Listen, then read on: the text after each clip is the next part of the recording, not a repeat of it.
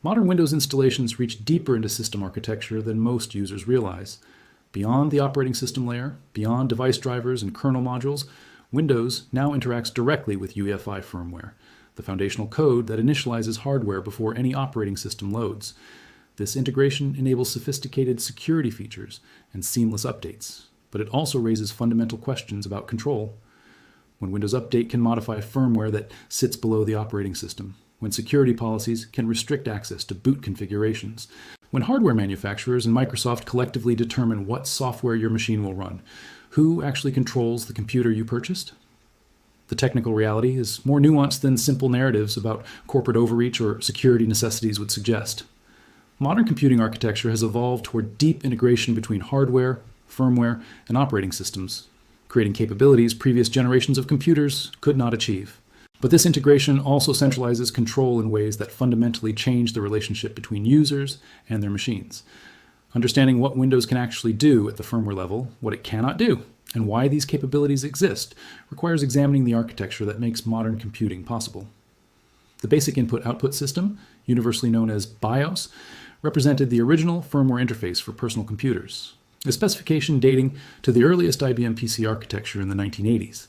BIOS provided a minimal runtime environment that initialized hardware components, ran power-on self-tests, and loaded the operating system from storage into memory. This code resided on a dedicated chip on the motherboard, separate from the operating system, executing before any other software ran. The BIOS interface allowed users to configure boot order, adjust hardware settings like memory timings and processor speeds, enable or disable integrated peripherals, and set basic security measures like boot passwords. Unified Extensible Firmware Interface, or UEFI, replaced legacy BIOS as the modern firmware standard, addressing fundamental limitations of the older architecture. Where BIOS operated in 16-bit real mode with severe memory constraints and a text-based interface, UEFI runs in 32 or 64-bit mode with graphical capabilities and network stack support. UEFI firmware can access gigabytes of memory, utilize modern file systems, and execute complex initialization routines that legacy BIOS could never support. The extensibility of UEFI allows manufacturers to add custom functionality, security features, and diagnostic tools directly into firmware without requiring operating system support. The boot process under UEFI follows a structured initialization sequence. Platform initialization code performs hardware detection and configuration, verifying that memory controllers, processors, and critical chipset components function correctly. The UEFI boot manager then scans for bootable devices, loading operating system bootloaders from UEFI system partition volumes formatted with FAT32 file systems. These bootloaders are standard executable files in the portable executable format, the same format used by Windows applications, allowing firmware to execute them directly without the complex chain loading required by legacy BIOS. UEFI specifications define standard interfaces between firmware and operating systems, enabling consistent behavior across hardware from different manufacturers. Runtime services provide operating systems with access to firmware functionality even after boot completes, including variable storage for configuration data, clock and timer services, and firmware update mechanisms. Boot services provide initialization time functionality that becomes unavailable once the operating system takes control. This separation allows operating systems to leverage firmware capabilities while maintaining clear boundaries between firmware and OS responsibilities. The security model of UEFI introduces capabilities impossible under legacy BIOS. Secure Boot verifies cryptographic signatures on bootloaders before execution, preventing unsigned or maliciously modified code from loading during startup. Trusted Platform. Module integration enables hardware-backed cryptographic operations and sealed storage, where encryption keys remain accessible only when specific firmware and software configurations are present. These security features operate at a level below the operating system, making them difficult for malware to compromise even with administrative privileges. Firmware configuration itself resides in non-volatile storage, traditionally in EEPROM chips, but increasingly in flash memory that supports in-place updates. Configuration variables control boot behavior, hardware settings, and security policies. Some variables are read-only, defined by hardware capabilities. Others are writable by firmware interfaces, but protected from unauthorized modification. The most critical variables controlling secure boot and security policies receive special protection, requiring physical presence, confirmation, or vendor-specific authentication to modify. Windows integration with UEFI firmware operates through multiple mechanisms, each serving specific purposes in system management and security. The most visible integration point is Windows Update's ability to deliver firmware updates alongside operating system patches and driver updates. When motherboard manufacturers or OEMs release UEFI firmware updates, they can package these updates in formats Windows Update recognizes and distributes automatically.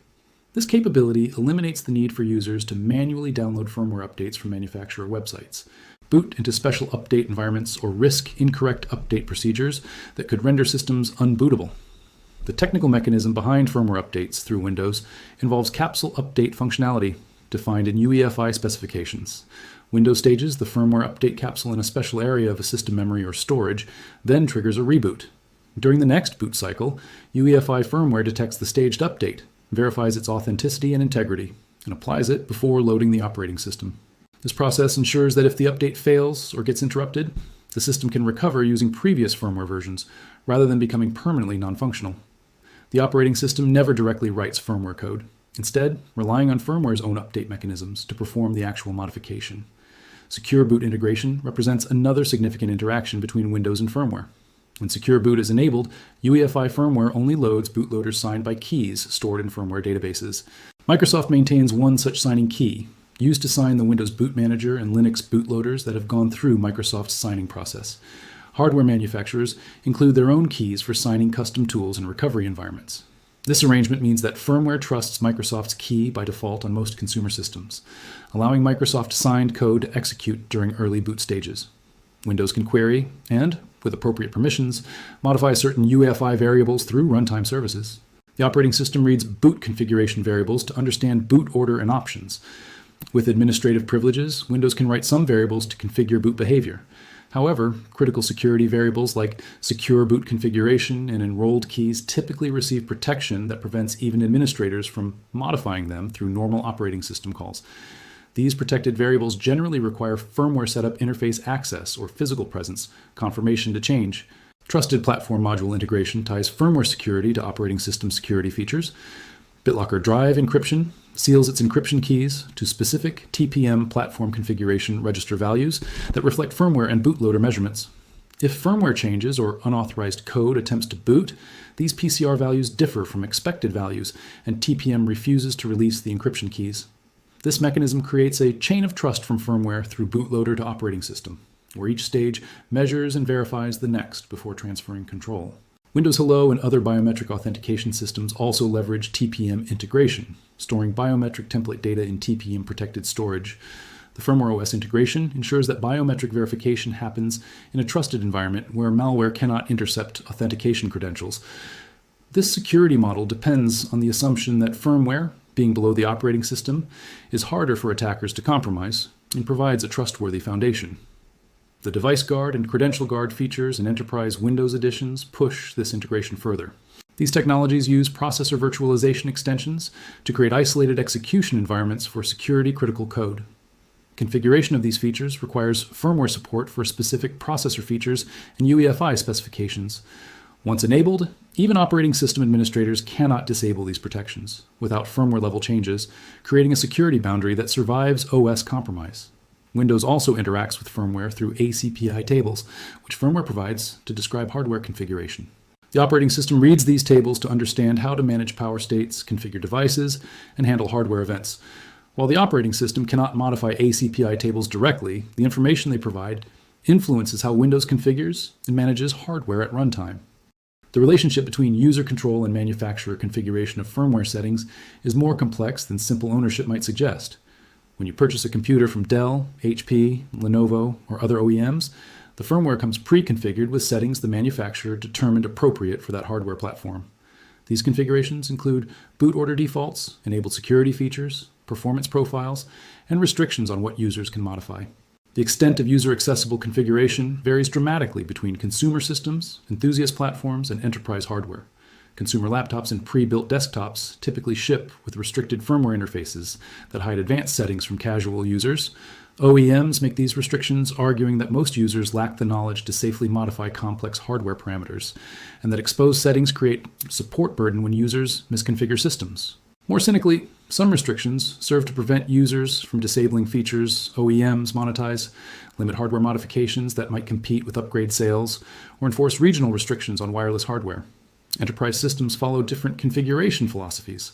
Corporate IT departments require control over firmware settings to enforce security policies, ensure consistent configurations across fleets of computers, and manage remote deployment. Enterprise-focused firmware includes features for remote management, allowing administrators to modify settings without physical access to machines. This capability requires careful security design to prevent attackers from exploiting remote management to compromise firmware, but enables organizations to manage thousands of devices efficiently. Administrative passwords at the firmware level create another control layer. BIOS or UEFI supervisor passwords prevent unauthorized users from entering firmware setup interfaces or modifying critical settings. These passwords persist across operating system reinstalls, stored in the same non-volatile memory as firmware configuration. If users forget supervisor passwords on consumer systems, recovery typically requires contacting manufacturer support or using vendor-specific backdoor codes, though some manufacturers have eliminated recovery mechanisms entirely, making forgotten passwords permanent lockouts, requiring motherboard replacement. The distinction between user passwords and supervisor passwords matters significantly. User passwords restrict booting or accessing the operating system, but don't prevent firmware configuration changes. Supervisor passwords restrict firmware configuration itself. In managed enterprise environments, IT departments typically set supervisor passwords while leaving systems bootable without user passwords, ensuring administrators control security policy while employees can use their machines normally. Locked firmware settings in enterprise configurations can enforce security requirements like secure boot enablement, TPM activation, boot device restrictions, and disabled legacy boot modes. These locks prevent even administrator-level OS users from weakening security through firmware changes. Organizations deploy such restrictions to comply with security frameworks, prevent insider threats, and limit damage from compromised credentials. The trade-off is that legitimate users lose control over their hardware configuration, unable to dual boot alternative operating systems or disable features they find intrusive. Enthusiast motherboards for desktop PCs represent the opposite extreme, exposing hundreds of configuration options, including voltage adjustments, memory timing tweaks, and detailed boot behavior controls. These boards target users who want maximum hardware control for overclocking, custom cooling solutions, and specialized configurations. The same manufacturer may produce enterprise boards with locked settings and enthusiast boards with everything exposed, showing that restrictions reflect market positioning rather than technical limitations. The legal and practical ownership questions around firmware control remain unsettled. When you purchase hardware, do you own it completely, including rights to modify any firmware and install any software? Or does the manufacturer retain control over fundamental system behavior through pre-configured restrictions? Consumer protection laws in different jurisdictions answer differently. Right to repair legislation increasingly addresses firmware lockout issues, requiring manufacturers to provide access for repairs and modifications. Manufacturers argue that unrestricted firmware access enables piracy, facilitates illegal modifications, and increases support costs from user errors. Some manufacturers implement anti-rollback mechanisms that prevent downgrading to older firmware versions after applying updates. The stated justification is security. If an attacker compromises a system, anti-rollback prevents them from downgrading firmware to versions with known vulnerabilities. The practical effect is that users cannot undo problematic updates that introduce bugs or undesired behavior changes. This policy makes firmware updates irreversible, concentrating control over system behavior with manufacturers rather than owners. The increasing integration between operating systems and firmware emerges from legitimate security requirements rather than purely from desires to control user systems. Understanding these security motivations provides necessary context for evaluating whether the control shifts represent reasonable engineering trade-offs or concerning restrictions. Rootkits and bootkits represent persistent malware that infected systems by compromising boot processes or firmware itself.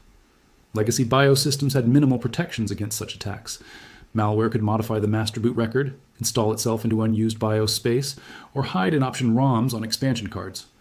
Once entrenched at firmware level, this malware survived operating system reinstalls and disk formatting, persisting invisibly while maintaining full system access. Several sophisticated attack campaigns in the early 2000s demonstrated these threats in practice, not just theory. Secure Boot directly addresses boot time attacks by verifying cryptographic signatures on everything that executes during startup. Only code signed by trusted keys loads, preventing modified bootloaders or unsigned malware from executing. This protection operates before the operating system starts, at a level where traditional antivirus software cannot function. The effectiveness of Secure Boot depends on properly managing the key databases and firmware, ensuring that only legitimate code receives signatures while preventing attackers from adding their own signing keys. Critics argue that Secure Boot gives Microsoft excessive control by requiring their signature on bootloaders for most consumer systems. The technical reality is more nuanced. UEFI specifications allow anyone to enroll their own signing keys, enabling custom operating systems or bootloaders without Microsoft involvement. The barrier is that most consumer systems ship with Secure Boot enabled and only Microsoft keys enrolled, requiring users to understand firmware configuration to add keys or disable Secure Boot. Enthusiast systems and some Linux-focused vendors provide easier key management, while mass-market systems make changes difficult to discourage modifications that might increase support burden. TPM integration provides hardware-backed cryptographic operations impossible with software-only implementations. Encryption keys stored in TPM remain isolated from the operating system, preventing malware from stealing them even with administrative access. The measured boot process records firmware, bootloader, and early OS configuration in TPM registers, enabling detection of unauthorized modifications. These capabilities enable features like BitLocker disk encryption and Windows Hello biometric authentication with security properties software-only solutions cannot achieve. The trade-off is reduced flexibility. Systems configured to require TPM measured boot may become unbootable if firmware updates change measurements or hardware modifications alter boot process. Users wanting to dual boot multiple operating systems or use custom boot configurations face challenges when TPM sealing expects specific boot measurements. Legitimate system modifications can trigger the same security responses as malicious attacks, requiring manual recovery procedures that less technical users may struggle with. Device Guard and Credential Guard in enterprise Windows push isolation further, using virtualization to protect security critical code from OS compromise. These features require firmware support for processor virtualization extensions and specific UEFI configurations. Once enabled through both firmware and OS settings, they create security boundaries that survive even complete OS compromise, as critical security functions run in isolated virtual machines that the main OS cannot access. The security benefits are substantial for high security environments. Even if attackers achieve administrator privileges in the main operating system, they cannot disable security policies, steal credential material, or compromise the integrity verification systems. The cost is compatibility. Some software, particularly debuggers and system utilities, cannot function with these protections enabled. Users cannot easily disable these features once organizational policy enforces them, as doing so requires both OS level and firmware level changes that standard users cannot perform.